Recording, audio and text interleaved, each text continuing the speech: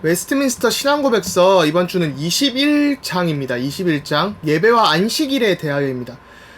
사실 예배와 안식일이 되게 기독교인으로서 가장 기본적이고 또 근본인데 어떤 면에서는 좀 예배에 대해서 저희가 너무 소극적으로 혹은 제대로 알지 못하는 부분들이 있는 것 같아요. 사실 교회에 다녀도 어떤 이런 예배에 대한 부분들을 올바르게 알려주지 않을 때도 많고, 또 저희가 사실 좀 세례교육이나 이런 걸 제외하고는 굉장히 조금 어려운 부분들이 있죠. 특별히 현대에는 좀 이 예배에 대해서 좀 다양한 그런 견해들이 많이 생긴 것 같습니다. 그래서 좀 이런 예배에 대해서 알아두는 것이 좀 좋을 것 같은데요. 이 예배를 좀 이렇게 웨스트민스터 신앙고백서나 이런 데서 말하는 예배를 너무 고리타분하다 혹은 좀 좀 오래됐다 이런 얘기들을 좀 할 수도 있을 것 같은데 그래도 예배는 하나님이 정하신 것이기 때문에 좀 살펴볼 필요가 있습니다. 그래서 일단 예배와 안식일에 대해서 사실 이제 21장이 8항까지 있습니다. 그래서 좀 두 가지를 같이 하려면 한 1시간 정도 걸릴 것 같아가지고 좀 반반 나눠가지고 2주간 살펴볼 예정이고요. 저희가 좀 살펴볼 것이 예배를 드리는 어떤 이유, 그리고 또 예배를 드리는 형태에 대해서 저희가 조금 분명하게 알아가야 될 것 같습니다. 그리고 많은 이제 현대 교회가 예배에 사실 굉장히 많은 것들을 포함하고 있거든요. 그래서 과연 예배에는 무엇이 포함되어야 되고 무엇이 예배를 예배로 만드는가, 이것을 좀 살펴볼 예정입니다. 그리고 또 예배를 드리는 시간이나 장소 이런 것들이 과연 어떤 의미가 있는가, 이 부분이 이제 다음 주에도 또 나오게 될 거고요. 그래서 좀 살펴보면 21장 1항에는 이렇게 되어 있습니다. 우리는 자연의 빛을 통해 만물의 지배자이시요 주권자이시며 선하셔서 만물에게 선을 베푸시는 하나님이 계심을 안다. 그래서 우리는 이 하나님을 마음을 다하고 성품을 다하고 힘을 다하여 경외하고 사랑하고 찬양하며 그 이름을 부르며 신뢰하고 섬겨야 한다. 그러나 참 하나님께 예배드리는 합당한 방법은 하나님께서 친히 제정하시고 이에 대해 하나님의 뜻을 계시하심으로 제안하셨다.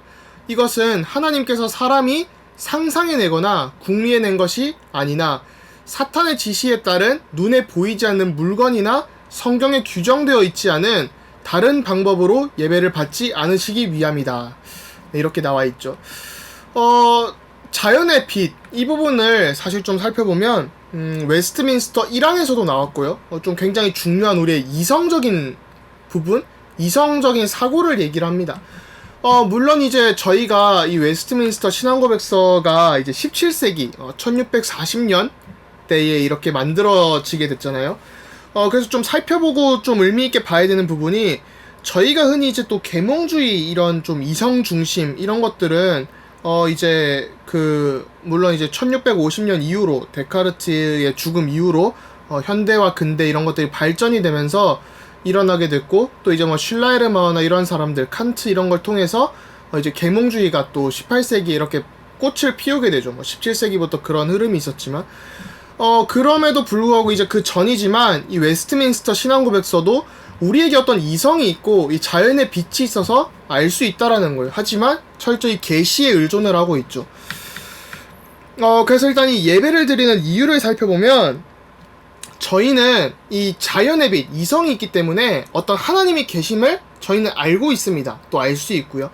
그래서 이 요한 칼빈이라는 저희가 잘 아는 신학자죠. 요한 칼빈은 이 부분을 라틴어로 하면 이제 sensus divinitatis 그리고 semen religionis라고 해서 sensus divinitatis는 이 신적인 감각, 우리 인간의 어떤 이게 우리가 하나님의 형상으로 지음받았기 때문에 인간에게는 하나님을 아는 지식과 나 자신을 아는 지식이 있다, 또 필요하다라고 얘기를 했거든요. 그러면서 우리가 어떻게 하나님을 알 수 있냐? 그건 우리가 어떤 하나님의 형상대로 지음받았기 때문에 어떤 신적 감각이 있기 때문이다라는 것이죠. 그래서 아마 데이빗 휴민지는 기억이 안 나는데 무신론자를 찾아보라, 제가 벌코프의 신학 책에서 읽은 기억이 나는데 흉을 인용했다는 기억이 정확하진 않은데, 이제 무신론자를 찾아보라, 짐승과도 같을 것이다, 이런 얘기를 하기도 하거든요. 물론 그때의 시대적 정황을 봐야 되겠습니다만, 물론 이제 요즘 들어서는 무신론자도 굉장히 많아졌기 때문에요. 그렇지만 이제 이 신적 감각이 우리에게 어떤 것이 있다라는 것이죠. 그래서 어떤 종교성이 있고, 인간에게는 어떤 그 종교적인 감각이나 이런 것들이 있고, 또 이런 것들은 사실 이제 근대에 들어가지고 최근에 들어서 뭐 신경신학이라던가 어떤 fMRI나 이런 것들이 발전을 하면서 명상운동이나 이런 것들이 발전하면서 더욱더 과학적으로도 증명이 되고 있습니다. 네, 뭐 학적으로는 University of Pennsylvania, 그 펜실베니아 대학교에서 주립대 말고 유펜에서 이제 좀 그런 연구들을 많이 하고 있고요. 버클리에서도 하고 있고. 네, 그 다음에는 세멘 릴리저니스라고 해가지고 어떤 종교의 씨앗이 있다라는 거예요. 뭐 거의 비슷한 느낌으로 쓰이는데, 저희 인간 안에는 어떤 종교적인 씨앗이 있어가지고 이 하나님을 알 수 있는 그런 것들이 존재한다라는 것이죠. 그래서 예배는 사실 이 피조물인 인간이 마땅히 할 일이라는 겁니다. 근데 이게 마땅히 하다 보니까 이게 잘못된 방향으로도 가는 거예요. 뭐 우상 숭배의 가능성도 있죠. 저희가 어떤 그 영어로 이제 포컬 릴리전이라고 하는데, 그 뭐라죠, 그 토속 신화? 무속인들도 있고, 뭐 돌이나 이제 뭐 바위, 그러니까 돌, 바위, 뭐 그다음 자연을 숭배하는 일들도 있고, 또 저희가 하나님을 예배해야 되는데 하나님 아닌 다른 어떤 것을 예배하거나 피조물을 숭배하거나 혹은 어떤 사상을 신봉하거나 이런 것들에 빠질 수도 있다라는 것이죠. 아무튼 그런 것들도 어떤 면에서는 하나님의 계심을 알고 어떤 초자연적인 존재가 있음을 알기 때문에, 우리가 하나님의 형상대로 지음받은 영적 존재이기 때문에 예배를 한다라는 것이죠. 그런데 이 예배의 방법은 저희가 어떻게 들여봐야지 해서 하는 게 아니라 하나님께서 예배의 방법을 제정하시고 또 제안을 하셨습니다. 네, 그래서 웨스트민스터 신앙고백서 1장 6에 보니까요, 앞부분은 좀 생략을 하고요. 또한 사람들의 활동과 단체에서도 그러하듯이 하나님께 예배를 어떻게 드릴 것이며 교회의 정치는 어떻게 할 것인가에 대한 여러 상황들이 있을 것이다. 이때 우리는 이에 대한 것들을 우리가 가진 이성의 빛에 비추어 그리고 그리스도인으로서 신중하게 판단하여 우리가 언제나 지켜야 할 말씀의 일반적인 규범에 따라 정해야 한다. 네, 라고 나와 있죠. 예배를 어떻게 드릴지에 대한 여러 상황들도 뭐 이제 얘기를 하자면 뭐 몇 시에 드릴 것이냐, 예배를 뭐 아침 10시에 드릴 것이냐, 10시 반에 드릴 것이냐, 뭐 11시에 갈 거냐, 아니면 뭐 저녁에 예배 드릴 것이냐, 이런 것들은 사실 저희가 도덕법 이거 살펴볼 때 아디아포라라는 부분에서 배웠듯이 이거는 사실 어느 시간에도 상관이 없는 거죠. 그러니까 그런 부분에선 자유가 있다. 하지만 그런 시간적인 것들은 일반적인 이런 이성이나 규범이나 그런 걸로 정할 수 있지만, 예배에 대한 좀 원론적인 부분들은 하나님께서 정하신 규범들을 따라가야 된다는 거예요. 그러면 그것에 대해서 좀 살펴볼 건데요. 일단 칼빈주의랑 제세례파, 제세례파 같은 경우는 이제 한국에서는 약간 뭐 이단으로 많이 정제가 되죠. 이게 뭐 제세례를 해서 그런 것보다는 이제 교회와 어떤 국가 혹은 문화, 세상과의 극단적인 분리를 주장을 합니다. 그래서 이 사람들은 세상은 낙하기 때문에 뭐 자기들끼리 모여 살고 뭐 이런 것들을 좀 많이 규정을 하면서 그런 면에서 이제 그 기독론이나 교회론이나 이런 부분들이 좀 문제가 있기 때문에 이단으로 규정이 되었거든요. 더군다나 이 종교 개혁 이후의 이 시대는 사실 이제 영주나 어떤 국가에 대한 권한이 굉장히 컸는데, 이제 세상은 악한 거다니까 이 영주들이나 국가랑 이게 막 싸움이 되잖아요. 그러다 보니까 또 이단으로 이게 규정이 되기도 했습니다. 아무튼 이 칼빈주의, 뭐 저희 개혁주의나 제세례파는 예배의 규정적 원리라고 해서 영어가 사실 좀 더 쉬운 것 같아요. 제가 영어로 다 배워서 그런지 모르겠지만 영어로 이제 Regulative Principle of Worship이라고 해서 RPW라고 합니다. 그래서 예배의 규정적 원리고요. 이 규정적 원리는 뭐냐면 성경에 명령되지 않은 것은 예배에 사용하면 안 된다는 거예요. 그러니까 규정된 것만 해야 된다는 거죠. 성경이 말하는 것만 해야 된다. 그래서 뭐 저희가 흔히 이제 뭐 칼빈이 뭐 하나님의 말씀이 있는 곳에 우리가 있고 또 말씀이 서는 곳에 우리가 선다, 이런 것처럼 이 성경에 명령되지 않은 것, 규정되지 않은 것은 우리가 굳이 찾아서 할 필요는 없다라는 것이죠. 근데 이제 이 루터교 같은 경우는 예배의 규범적 원리라고 해서, Normative Principle of Worship이라고 해서 NPW라고 하거든요. 그래서 이 규범적 원리는, 성경이 금하지 않은 것은 예배에 뭐 충분히 자유롭게 사용을 할 수 있다라는 것이죠. 그래서 규정되지 않은 것도 해도 된다라는 겁니다. 그래서, 어떤 면에서는 좀 칼빈주의나 이런 제세례파는 성경에 좀 충실해서 예배에 대해서는 진짜 성경이 딱 말하는 것만 해야 된다. 그 루터교는 성경이 금하지 않은 거는 충분히 예배에 사용할 수 있다. 뭐 예를 들면 이제 성경에서 뭐 영상 미디어에 대한 게 안 나오잖아요. 그러니까 이제 루터교 같은 경우는 규범적 원리에 따르면 뭐 루터교가 흔히 이쪽을 지지하는 거고요. 뭐 충분히 영상이나 뭐 이런 거 다 하고 뭐 예배 때 뮤지컬도 할 수 있고 이런 식으로 빠질 수 있게 되겠죠.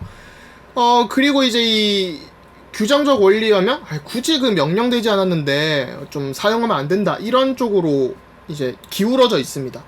물론 이제 현대에 들어서는 이게 굉장히 많이 무너지게 되죠. 네, 그래서 이걸 좀 살펴보면요. 화면을 좀 줄일게요. 예배의 순서에 있어서 이게 좀 현대 교회랑 비교를 해야 될 것 같습니다. 이제 이 왼쪽에 보이시는 것이 이 왼쪽에 보이는 것이 네, 포인트가 나왔네요. 왼쪽에 보이는 것이 이 보통 이제 그 뭐죠? 개혁파 교회에서 보통의 일단 기본 그 개혁파 교회에서라고 할게요. 그러니까 보통 한국 교회 저희가 아는 그 장로 교회들이 이런 순서를 가지고 있습니다. 근데 이게 이제 현대 교회인 거죠. 좀 차이가 보이시나요? 그래서 예배는 저희 인간이 나아가는 게 아니라 항상 저희 주일 예배 때도 딱 시작을 하면 그 종땡 치면서 묵도하심으로 예배를 시작하죠.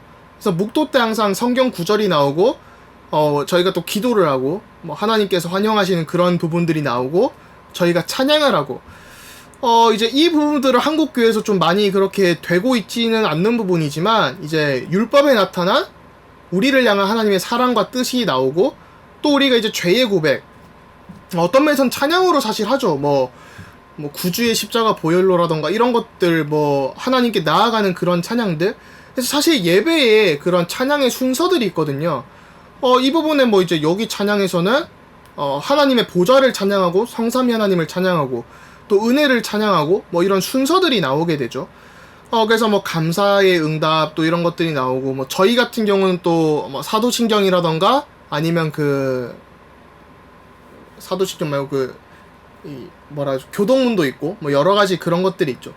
그리고 이 부분도 좀 중요한 것 같아요. 선포된 하나님의 말씀이 있고 그게 바로 설교죠. 하나님의 말씀이 우리에게 선포되어져서 들리는 거예요. 그리고 보여지고 또 우리가 먹게 되는 성례에 대한 부분도 있죠. 성찬식 이런 것들이 있죠. 그 다음에 이제 뭐 교회에서 또 끝날 때 이제 성삼위 하나님에 대한 찬양이 다시 나오고 또 축도를 하고 축도는 또 이것도 하나 뭐 한국 교회에서 약간 좀 잘못 알려진 것들 중 하나인데 축도는 사실 그 하나님이 우리에 대해서 기도를 그러니까 설교자를 통해서 목회자를 통해서 대언을 해서 축복을 하시는 거기 때문에 우리가 하나님께 드리는 기도가 아니라 하나님께서 우리에게 주시는 기도인 거죠. 그러니까 어마어마한 축복이잖아요.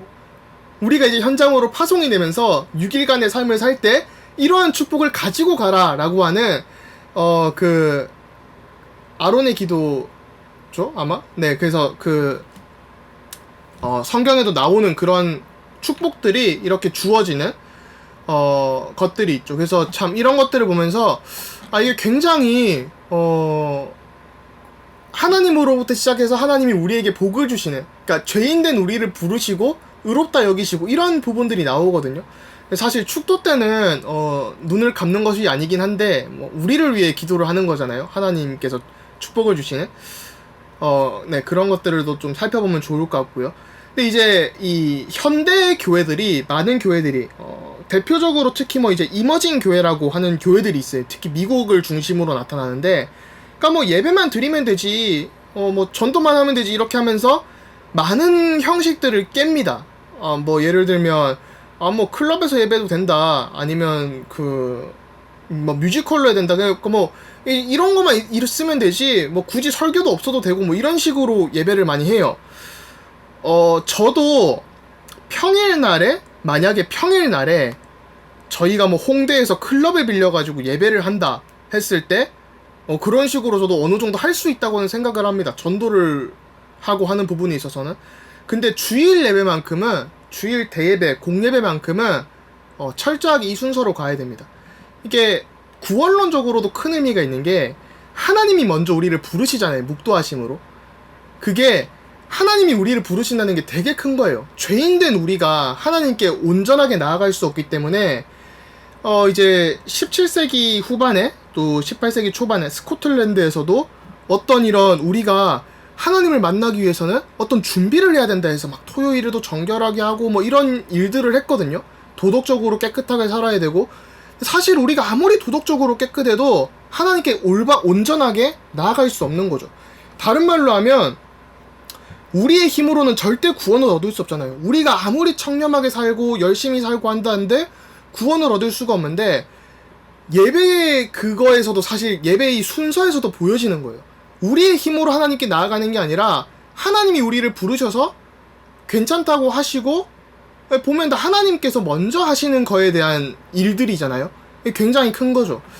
근데 아무튼 현대 교회들이, 물론 이제 집회 때는 이런 순서가 당연히 뭐 맞을 수도 있는데, 공예배를 얘기하는 겁니다. 네, 요즘 보면 대부분 이제 우리가 마음을 좀 뜨겁게 해야 됩니다 해가지고 준비 찬양은 뭐 한 2-30곡 하고, 찬양 인도자가 오늘 예배 잘 오셨습니다 이런 다음에 기도하고, 이번 주에는 교회 수련회 있었으니까 교회 수련회 영상 한번 보고 가실게요 이런 다음에 이번에 이제 설교자가 나오기 전에 이번 주에 어떤 영화를 봤는데 어떤 사랑에 대한 이야기가 나왔다, 너무 감명적이다, 그래서 이 영화를 조금 잘라서 보겠다면서 유튜브 이런 데서 딱 떠와가지고 한 5분 10분 보고, 이제 이걸 가지고 한번 설교를 해보자, 뭐 그리스도의 사랑 뭐 이런 얘기들을 굉장히 좀, 아마 저희 교회는 이쪽에 많이 치우쳐져 있기 때문에 거의 이런 걸 잘 보실 일이 없을 텐데 굉장히 많이 합니다. 그래서 한국 교회에서도 많이 하고 미국 교회는 좀 심각한 수준으로 많이 하는 곳들이 많고요. 그러면서 이제 막 설교가 굉장히 시간이 작죠. 그러면서 헌금하고 찬양하고 뭐 그냥 붙여서 같이 다 하면서 이제 광고하고 퇴장합니다 뭐 이런 식으로 해요. 그래서 축도도 거의 안 하는 교회가 많고요. 한 번 놀랬던 게, 이제 제가 이제 미국에서 개혁교회를 잠깐 다닐 때 같이 이제 교회를 가는데 축도를 하는 거예요. 그래서 축도를 당연히 하죠라는 했는데, 이제 그분은 이제 다른 게 목사님이신데도 이제 축도하는 거를 잘 보지 못하는 교회에서 이렇게 커오신 걸 보면서 이게 굉장히 교리적으로나 교회적으로 좀 큰 의미가 있겠다라는 생각을 많이 했습니다. 그래서 뭐 제 개인적인 견해일 수도 있지만, 교리적으로 준비 찬양이라는 것은 사실 굉장히 좀 틀린 표현이고 틀린 일이죠. 사실은 뭐 오후 예배 때는 할 수 있겠지만, 일단 일부 대예배 때는 준비 찬양이 굉장히 바람직하지 않은 것 아닌가라는 생각을 많이 합니다. 왜냐하면 우리가 하나님께 나아간다고 마음을 뜨겁게 하고 준비하는 게 전혀 아니잖아요.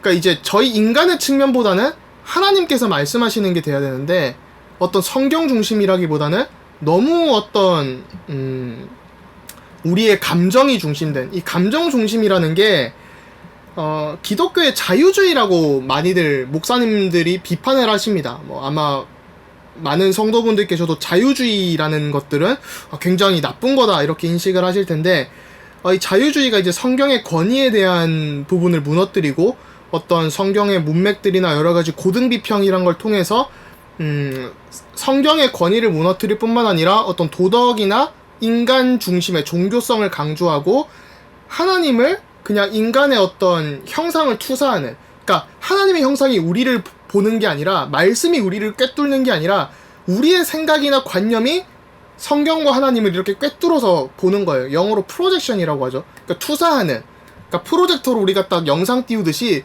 하나님의 말씀이 우리를 비춰야 되는데 우리의 생각으로 하나님을 딱 이렇게 비추고 있는 그런 것들이 되게 됩니다. 이제 그런 부분들이 물론 이제 자연스럽게 이성 중심으로 가니까 기적이나 어떤 하나님의 어떤 치유라던가 여러 가지 역사를, 초자연적인 역사도 부인하게 되죠. 그런데 이게 자유주의의 아버지로 불리는 사람이 이제 슐라이르마어라는 독일의 신학자입니다. 이 사람이 이제 철학이나 뭐 어떤 해석학 이런 거에도 굉장히 큰 영향을 미쳤는데요. 이 슐라이르마어라는 학자가 물론 이제 개혁주의적인 부분도 있어요. 물론 이게 그 논쟁이 조금 있는데 왜 자유주의 아버지라고 불리냐면 다른 뭐 해석학이나 여러 가지 있지만 종교라는 것을 어떤 인간의 감정과 그런 그 종교성은 감정에 있다 이런 식으로 규정을 합니다.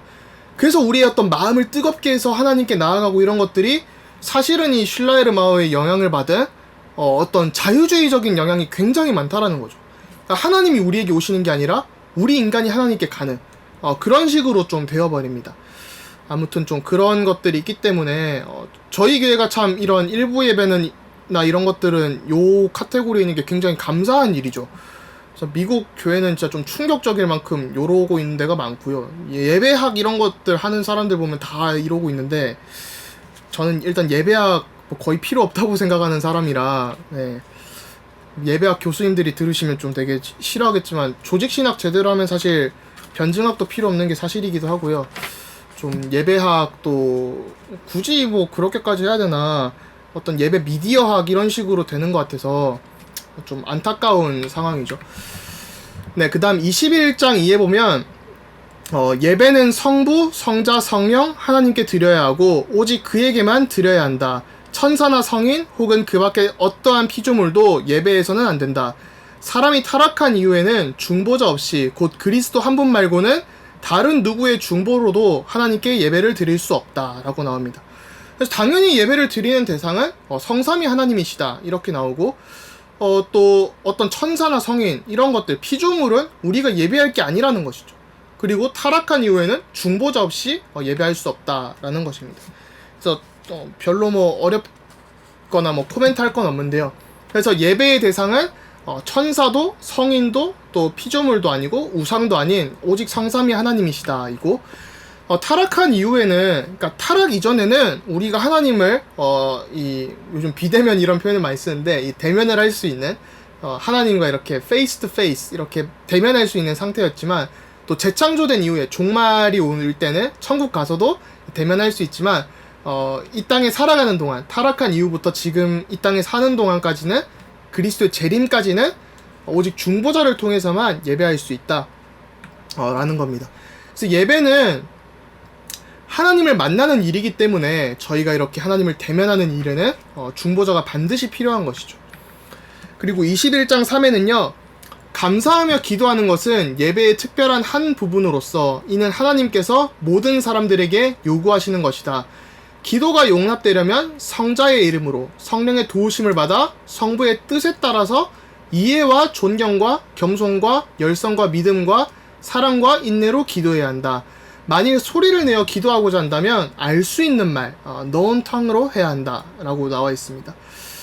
그래서 저희가 이 기도를 할 수 있다는 게 예수 그리스도의 이름으로 기도할 수 있다는 게 어마어마한 특혜고 축복이죠. 또 권세이기도 합니다. 그래서 예수님께서도 예수님의 이름으로 기도하라고 하셨고 성부 하나님의 뜻을 따라서 기도하라고 하셨죠. 그래서 이런 것들이 참 저희에게 어마어마하게 큰 축복이 아닌가 싶으면서요.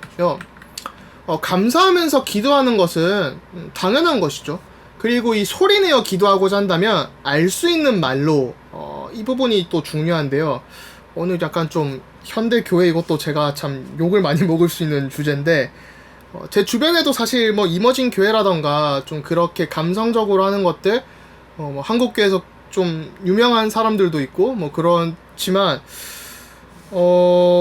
필요한 것도 있지만 아무튼 저는 대예배를 얘기를 하고 있습니다. 네, 그리고 이 방언도 좀 논란이 있을 수 있는데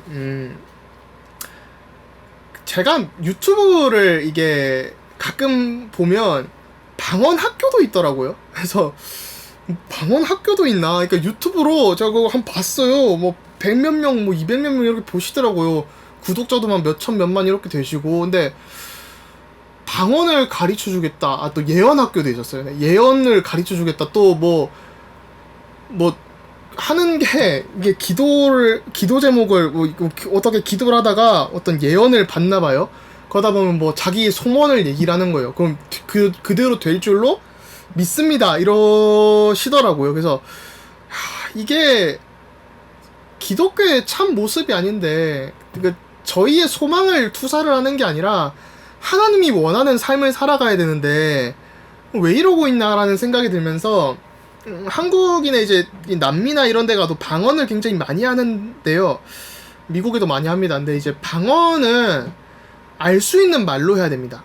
알 수 있는 말. 그래서 뭐 바울이 이제 고린도후서 14장 2절부터 이제 고린도후서 14장 9절부터 19절 이렇게 쭉 보시면요.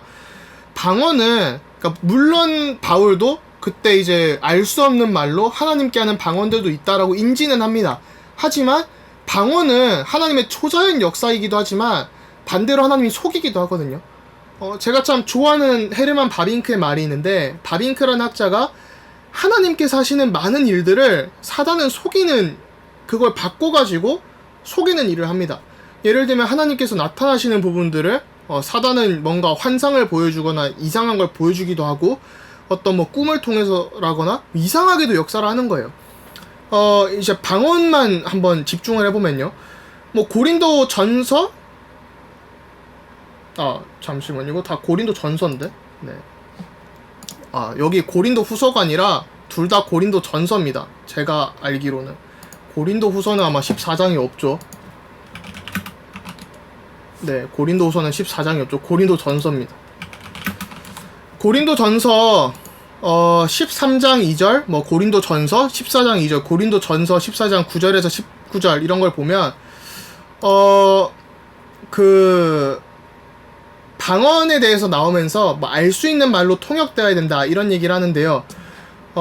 이게 또 사도행전 2장에도 똑같이 이제 통역해서 나오게 되죠. 근데 이제 저희가 하나 주목해 볼 게, 이 방언이라고 할 때 항상 좀 같이 나오는 단어가 어떤 비밀? 이런 단어가 많이 나옵니다. 비밀이라고 하는데요. 헬라어로는 비밀 혹은 신비 이렇게 하는데, 헬라어로 무스테리온이라는 단어가 굉장히 나옵니다. 무스테리온. 그러니까 좀 영어랑 딱 생각해보면 무스테리온? 미스테리, 신비, 비밀이구나. 미스테리한 부분이 있다라는 거죠. 신비적인 부분. 그러면 바울이 말하는 그 신비는 무엇인가 라고 했을 때 로마서 16장 26절, 저희가 참 잘 아는 구절인데요. 26절에 보니까 이제는 나타나신 바 되었으며 영원하신 하나님의 명을 따라 선지자들의 글로 말미암아 모든 민족이 믿어 순종하게 하시려고 알게 하신 바 그 신비의 계시를 따라 된 것이니, 이런 말이 나옵니다. 그 구절이 이 신비의 계시할 때 이 신비가 또 무스테리온이라는 단어가 들어갑니다. 그래서 바울은 신비라는 단어를 항상 사용할 때, 혹은 이런 비밀을 사용할 때 복음 전도의 비밀을 얘기를 하는 거예요. 그래서 복음이 증거되고 복음이 선포되는 그 비밀을 얘기하는 거지, 어떤 우리가 이 신비한 어떤 하나님의 어떤 것을 깨달아가지고 뭐 하는 게 아니라, 바울이 얘기하는 그 비밀 신비는 예수 그리스도가 증거되는 것을 얘기하거든요. 만약에 방언이 그리스도랑 상관없이 뭐 오늘 뭐 이 땅을 사면 오를 것이다, 뭐 로또를 사면 오를 것이다, 당첨이 될 것이다, 이런 예언 수준이 아니라는 거예요. 뭐 네가 뭐 아플 것이다 이런 게 아니라 그리스도가 선포되고 증거되는 것. 사도행전 2장에도 그리스도가 선포될 때 이 방언이 주어지죠. 그래서 그런 것처럼 저희가 좀 방언도 하고자 한다면 알 수 있는 말로 돼야 된다라는 부분들이 있습니다. 그래서 진짜 우리가 기도를 하려면 뭐 남들이 모르는 단어를 막 만들어내서 하는 게 아니라 진짜 남들이 그냥 알 수 있는 말로 당연히 기도를 해야 되는 것이죠. 그래서 또 21장 4에 보면 기도는 합법적인 것을 위해, 그리고 현재 살아있는 사람 혹은 이후로 살아갈 모든 사람을 위해 해야 한다. 그러나 죽은 사람이나 사망에 이르는 죄를 범한 것으로 알려진 사람들을 위해서는 하지 말아야 한다. 그래서 기도는 합법적인 것을 위해 해야 된다는 것이죠. 기도는 합법적인 것을 위한, 또 선한 일을 위한, 그러니까 막 불법을 위해서 기도를 하면 안 되겠죠. 예를 들면 오늘 뭐 물건을 하나 훔쳤는데 안 걸리게 해주세요라던가, 그거는 올바른 기도가 아니겠죠. 그리고 뭐 이 테러리스트들을 위해서 기도를 합니다 이러면 안 되겠고, 진짜 뭐 차라리 북한 정권이 무너지는 걸 위해 기도하는 것은 뭐 북한에서 볼 때는 합법적인 일이 아니겠지만, 그 기독교를 핍박하고 하는 부분에 있어서는 저희가 또 무너지는 것이 선한 일이기 때문에 필요한 기도겠죠. 근데 이제 기도를 저희가 어떤 우리의 욕망을 채우거나 그런 것이 아니라 합법적인 일들을 위해서 기도해야 되고 선한 일을 위해서 기도해야 된다. 그리고 여기 좀 주목할 게 죽은 자를 위해서는 기도하면 안 된다 이렇게 나오죠. 그래서 사무엘하 12장 21절부터 23절에 보면 저희가 이거 태아 구원에 대해서 할 때도 나눴던 구절인데요. 다윗의 아이가 이제 태어나자마자 병으로 앓다가 죽게 되죠. 그래서 다윗이 아이가 살아있을 때는 굉장히 열심히 기도하지만 아이가 딱 죽고 나서는 전혀 슬퍼하지 않고, 물론 속으로는 슬퍼했겠지만 이제 기도를 하지 않습니다. 그래서 왜 그러냐고 사람들이 물어보니 이제 다윗이 하나님 살아있을 때는 아이를 주실 줄 알고 하나님께서 나를 불쌍히 여겨 살려주실 줄 알고 이렇게 기도했지만 이제 이런 아이가 죽고 나서는 아무런 소용도 없고 또 나도 결국 그곳으로 갈 것인데 걔는 돌아오지 못하는 거 아니냐 이러면서 얘기를 하죠. 근데 또 여기서 저희가 하나 또 살펴봐야 될 게 로마 카톨릭을 비판을 하고 있습니다. 그래서 웨스트민스터 신앙고백서의 이런 역사적 배경이 역사적 또 정치적 문화적 배경들이 로마 카톨릭을 대항하는 일들도 있었기 때문에 로마 카톨릭을 비판하는 부분이기도 하죠. 네, 그래서 다음 주에도 이런 부분들이 조금 나오는데, 사실 원래 21장 5까지 할까 했는데 6부터 좀 무거운 내용들이 나오기 때문에 5로 약간 좀 가볍게 보고 할 거고요. 이제 예배의 시간에 대한 부분도 나오고, 예배의 의미라고 했을 때 안식일에 관한, 예를 들면 이제 이거 약간 좀 재미있게 보실 수 있고, 또 현장에서 전도하시다가 보면 뭐 제7일 안식교 이런 것들을 만나면 토요일 날 예배 드리는 사람들이 있죠. 유대인들도 그러지만 토요일에 예배 드리는 사람이 있고, 안식일이라고. 저희 교회는 이제 일요일에 드리게 되잖아요, 예배를. 그러면 그 차이가 무엇인가? 이 부분에 대해서 한번 좀 영적인, 성경적인 의미와 함께 그리스도 중심으로 살펴보게 될 예정입니다. 그래서 좀 굉장히 재밌어질 것 같아요. 그래서 일단 오늘 부분을 요약을 하면, 피조물로서 하나님께, 또 창조자 하나님께 드리는 것은 합당한 예배죠. 그래서 뭐 우상숭배도 그렇기 때문에 가능하지만 창조주를 예배하는 것이기 때문에 저희는 하나님께서 알려주시고 정해주신 방법으로 예배를 드려야 된다. 그리고 그 이유는 구원자 되시는 하나님께서 직접 예배를 제정하셨기 때문에, 하나님께서 이렇게 예배 드리는 것을 기쁘게 받으시기 때문에 저희가 그 방식대로, 그 방법대로 예배를 드려야 됩니다. 그리고 예배의 규정적 원리라고 해서 이제 성경에 명령되지 않은 것은 예배에 사용하면 안 된다 라고 나오죠. 이거를 좀 이제 극단적으로 가면 제가 이제 웨스트민스터 다닐 때도 뭐 이제 되게 좀 보수적인, 좀 근본주의급까지 가는 그런 교단들이 몇 군데 있어요. 그런 경우에는 이제 뭐 시편 찬송만 합니다. 아마 시편 찬송 다음 주에 나오는 걸로 기억을 하는데, 네, 다음 주에 있는데 어떤 시편만 찬송을 하고 교회에 오르간 그 피아노 정도만 있어요. 뭐 다른 거 안 되더라고요. 뭐 드럼 이런 것도 안 쓰는 것도 있는데, 물론 이제 요즘 많이 그래도 쓰죠. 미디어 이런 스크린 이런 것들도 얘기하는데, 스크린도 어느 정도 당연히 요즘 많은 분들이 또 스크린 너무 많이 쓴다 비판도 하시지만 좀 필요하지 않나 싶습니다. 예배에 도움이 되기 때문에. 사실 안 보면 좋겠습니다만, 이게 성경책이 어떤 뭔가 되게 그건 아니잖아요. 어떤 성경책의 존재 자체가 이거 그냥 써진 글이지 어떤 찬송가나 이런 것들이 그 성물은 아니잖아요. 그렇기 때문에 좀 스크린도 필요하지 않나, 예배를 드리는데 저희가 어떤 가사를 더 제대로 보고 하는 부분들을 또. 그래서 아무튼 그런 것들도 좀 논해질 수 있겠죠, 교회에서. 그 다음에 이제 죽은 자를 위한 기도는 우리가 하면 안 된다. 이런 부분들이 나옵니다. 또 방언에 대해서 살펴봤고요. 그래서 저희가 이런 예배에 대해서 오늘 사실 많은 것들을 좀 다뤘는데, 제일 중요한 거는 이 부분 같아요. 그래서 예배는 하나님이 우리를 부르시는 것이지 우리가 어떻게 나아가는 것이 아니라는 것이죠. 그래서 저희가 정말 이렇게 내일도 예배 시간으로 간다는 것이 이 6일간의 삶을 또 하나님께서 우리를 받아주시고 또 불러주시고 하는 부분이 굉장히 축복된 삶이 아닌가 싶습니다. 그래서 내일도 또 이제 참된 예배의 축복을 누리실 수 있도록 기도하겠습니다. 감사합니다.